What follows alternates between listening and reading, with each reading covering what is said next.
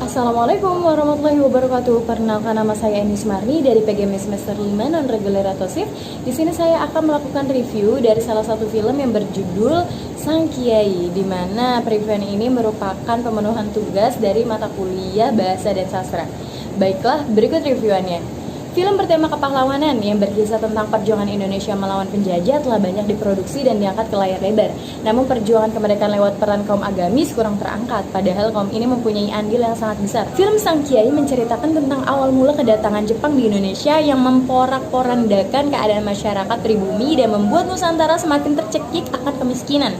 Jepang mengambil banyak jalan untuk menarik simpati rakyat, salah satunya dengan jalan agama. Film ini adalah kisah dari seorang pemuka agama, tokoh besar yang disegani dan memiliki pengikut yang sangat banyak, yaitu Kiai Haji Hashim Asy'ari. Beliau juga dikenal sebagai pendiri Pondok Pesantren Tebu Ireng, Jombang, dan organisasi Nahdlatul Ulama. Awal kedatangan Jepang disambut dengan antusiasme dan kebahagiaan yang tinggi dari rakyat karena dianggap telah membebaskan Indonesia dari belenggu Belanda. Namun seiring berjalannya waktu, Jepang mulai menunjukkan sifat tamaknya yang berambisi untuk menguasai kekayaan alam Nusantara. Hingga pada suatu ketika, Kiai dituduh telah menghasut rakyat sehingga terjadi kerusuhan di pabrik cukir yang mengakibatkan ia ditangkap oleh Jepang. Beliau dipaksa menandatangani perjanjian untuk bersedia melakukan Seikerei, yaitu upacara yang dilakukan tentara Jepang dengan menyembah Dewa Matahari. Namun, beliau dengan keras menolak perintah tersebut. Melihat Kiai mendapatkan perlakuan yang kejam dari Jepang, santri Tebu Ireng berbondong-bondong mendatangi markas Jepang walau tak memperoleh hasil yang nyata.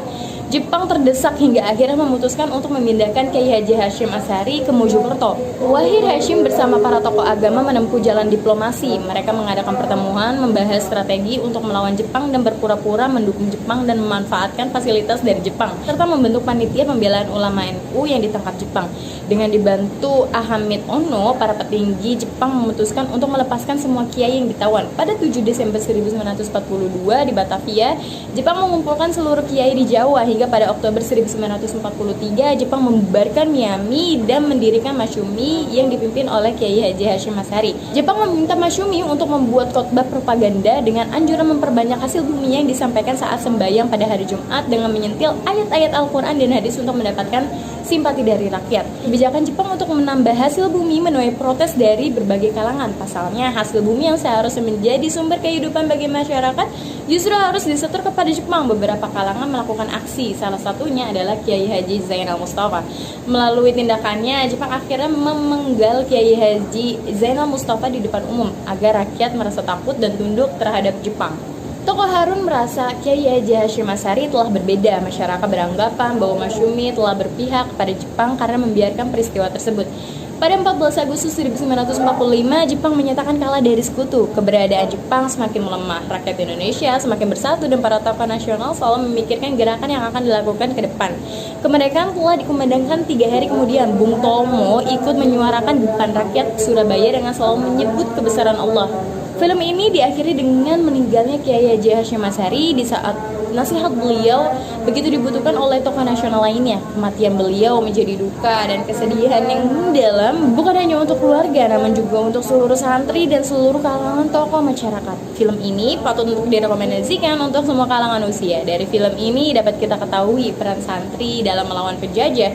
Selain itu, kebiasaan dan perilaku teladan sang kiai juga diperlihatkan walaupun hanya melalui hal-hal kecil.